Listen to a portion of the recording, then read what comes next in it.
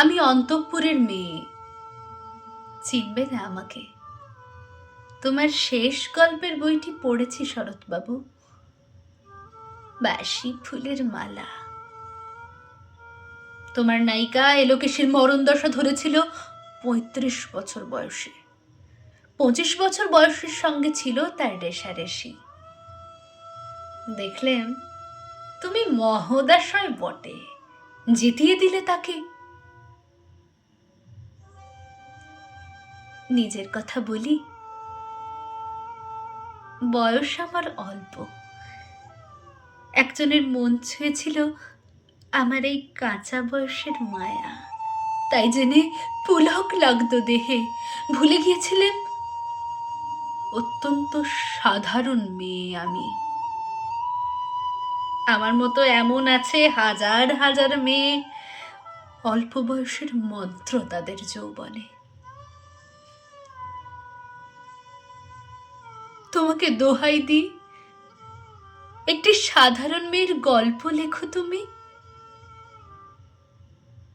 বড় দুঃখ তারও স্বভাবের গভীরে অসাধারণ যদি কিছু তলিয়ে থাকে কোথাও, কেমন করে প্রমাণ করবে সে? এমন কজন মেলে যারা তা ধরতে পারে?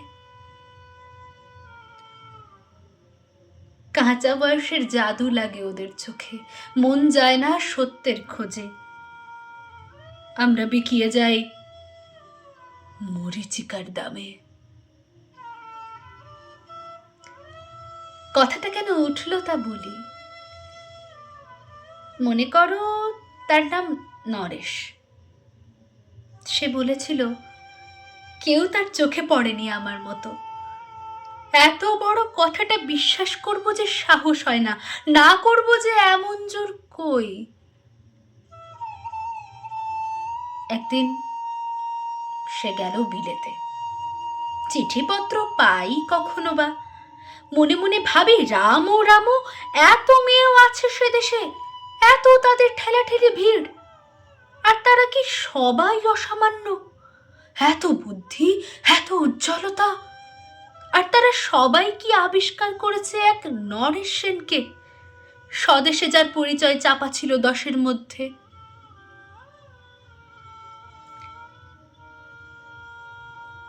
গ্যালোমেলের চিঠিতে লিখেছে লিজির সঙ্গে গিয়েছিল সমুদ্রে নাইতে। বাঙালি কবির কবিতা কলাইন দিয়েছে তুলে। সেই যেখানে উর্বশী উঠছে সমুদ্র থেকে, তারপরে বালির পরে বসলো পাশাপাশি। সামনে দুলছে নীল সমুদ্রের ঢেউ, আকাশে ছড়ানো নির্মল সূর্যালোক। লিজি তাকে খুব আস্তে আস্তে বললে, এই সেদিন তুমি এসেছো, 2 দিন পরে যাবে চলে। ঝিনুকের 2টি খোলা, মাঝখানটুকু ভরা থাক একটি নিরেট অশ্রুবৃন্দু দিয়ে, দুর্লভ, মূল্যহীন। কথা বলবার কি অসামান্য ভঙ্গি! সেই সঙ্গে নরেশ লিখেছে, কথাগুলি যদি বানানো হয় দোষ কি, কিন্তু চমৎকার। হিরে বসানো সোনার ফুল কি সত্য? তবুও কি সত্য নয়? বুঝতেই পারছো, একটা তুলনার সংকেত ওর চিঠিতে অদৃশ্য কাঁটার মতো আমার বুকের কাছে বিধিয়ে দিয়ে জানায়, আমি অত্যন্ত সাধারণ মেয়ে। মূল্যবানকে পুরো মূল্য চুকিয়ে দিই এমন ধন নেই আমার হাতে। ওগো, না হয় তাই হলো, না হয় ঋণেই রইলেম চিরজীবন।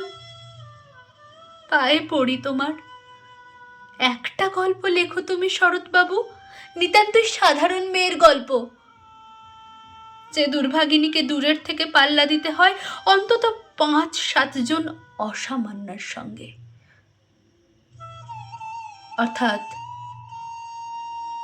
সপ্তরথিনীর মার। বুঝে নিয়েছি আমার কপাল ভেঙেছে, কিন্তু তুমি যার কথা লিখবে তাকে জিতিয়ে দিও আমার হয়ে। পড়তে পড়তে বুক যেন ওঠে ফুলে, ফুল চন্দন পড়ুক তোমার কলমের মুখে। তাকে নাম দিও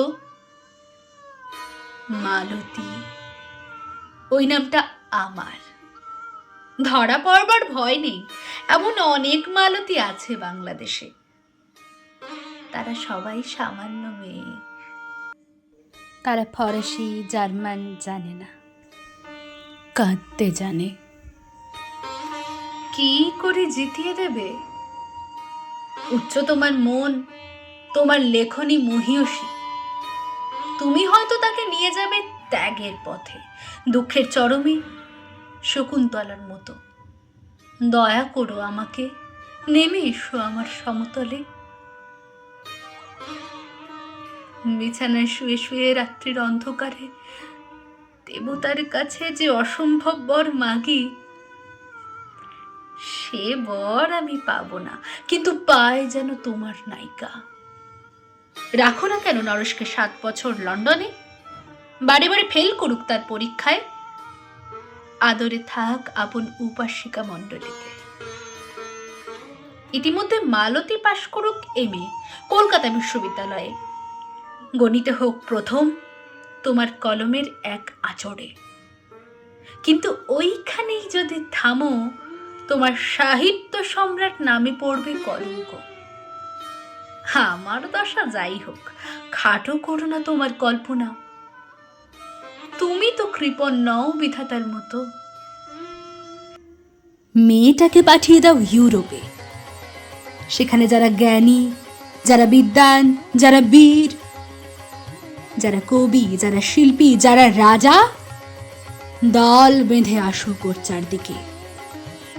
জ্যোতির্বিদের মতো আবিষ্কার করুক ওকে, শুধু বিদুষী বলে নয়, নারী বলে।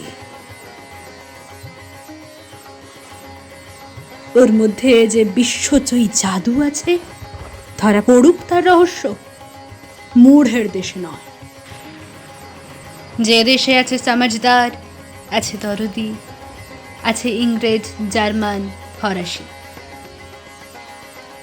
মালতীর সম্মানের জন্য সভা ডাকা হোক না, বড় বড় নামজাদার সভা। মনে করা যাক সেখানে বর্ষণ হচ্ছে মুষলধারের চাটুবাক্য, মাঝখান দিয়ে এসে চলেছে অবহেলায়, ঢেউয়ের উপর দিয়ে যেন পালের নৌকো।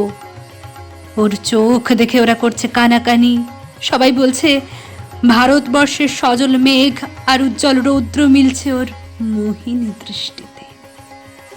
এইখানে জনান্তিকে বলে রাখি, সৃষ্টিকর্তার প্রসাদ সত্যই আছে আমার চোখে।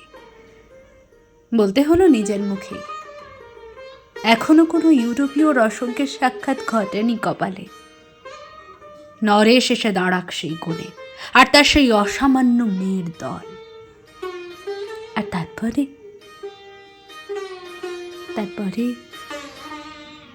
আমার নোটিশ একটি মোড়লো, স্বপ্ন আমার ফুরলো। হায় রে সামান্য মেয়ে, হায় রে বিধাতার শক্তির অপ